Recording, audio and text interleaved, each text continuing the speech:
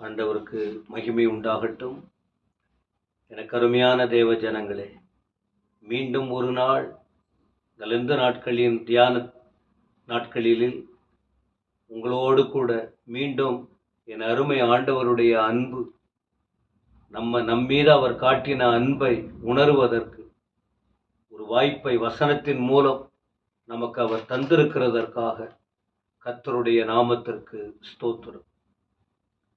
அவர் எந்த அளவுக்கு நம்மீது அன்பு கூர்ந்தார், அவர் அன்பை வெளிப்படுத்தின விதங்களை நாம் பார்க்கும்போது கண்ணீர் வருகிறது. ஆச்சரியமா இருக்கு. இவ்வளவு பெரிய தெய்வம், மகத்துவமான தெய்வம், மனிதனை படைத்த தெய்வம், சர்வ வல்லமையுள்ள தேவன் எவ்வளவு தூரம் தன்னை தாழ்த்தி ஒப்பு கொடுத்திருக்கிறார், வெறுமையாக ஒப்பு கொடுத்திருக்கிறார். அவர் தன்னை ஒரு பொருட்டா நினைக்கவே இல்லை. அழகில் சிறந்தவர், அருமையான தேவன், மகிமையான தேவன். இந்த வார்த்தையை கேட்கிற தேவ ஜனமே, நாம கூட அவருடைய அன்பின் தன்மையை உணர தேவன் நமக்கு அந்த தெளிவை தருவாராக. இன்றும் உங்களுக்கு ஒரே ஒரு வசனத்தை உங்களுக்கு முன்பாக வைக்கிறேன். எபேசியருக்கு எழுதின நிருபம் 5ஆம் அதிகாரம் 1 வசனம் 2ஆம் வசனம், இந்த 2 வார்த்தைகளை உங்களுக்கு நான் சொல்ல விரும்புகிறேன். ஆதலால் நீங்கள் பிரியமான பிள்ளைகளைப் போல தேவனை பின்பற்றுகிறவர்களாகி. எபேசு சபைக்கு அப்போஸ்தலனாகிய பவுல் இந்த அறிவுரைகளை சொல்லுகிறார். பிரியமானவர்களே, பிரியமான பிள்ளைகளைப் போல நீங்க ஏற்கனவே அவருடைய பிள்ளையா மாறி இருக்கீங்க. ஆனால் இன்னும் அவருக்கு பிரியமான பிள்ளையா மாறுங்க அப்படின்னு பவுல் சொல்லி கொடுக்கிறார். சாதாரணமா பிள்ளை என்பதற்கும் பிரியமான பிள்ளை என்பதற்கும் வித்தியாசம் இருக்கு. யாக்கோபுக்கு 12 ஆண் பிள்ளைகள் இருந்தாங்க, 11 பிள்ளைகள் ஒரு விதமா இருந்தாங்க. அதுல குறிப்பா யோசேப்பை பார்க்கும்போது, அந்த யோசேப்பை குறித்து அந்த குடும்பத்தில் வித்தியாசமானவராய் பெற்றோராலும் சகோதரர்களாலும் பார்க்கப்பட்டாலும் யாக்கோபுக்கு பிரியமான மகனாக யோசேப்பு இருந்ததை நாம் பார்க்க முடியும்.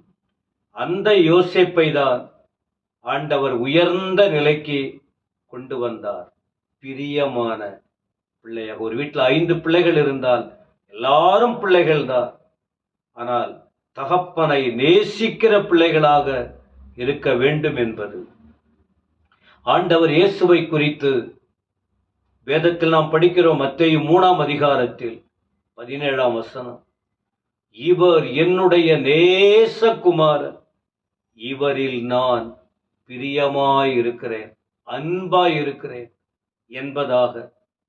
எவ்வளவு பாருங்கள். அதான் பவுல் சொல்லுகிறார், நீங்கள் பிரியமான பிள்ளைகளைப் போல தேவனை பின்பற்றுங்கள். நீங்க பிரியமா பிள்ளையா இருப்பது மட்டுமல்ல, ஆண்டவரை பின்பற்றுங்கள். 2ஆம் வசனம், கிறிஸ்து நமக்காக. இந்த வார்த்தையை கவனிங்க.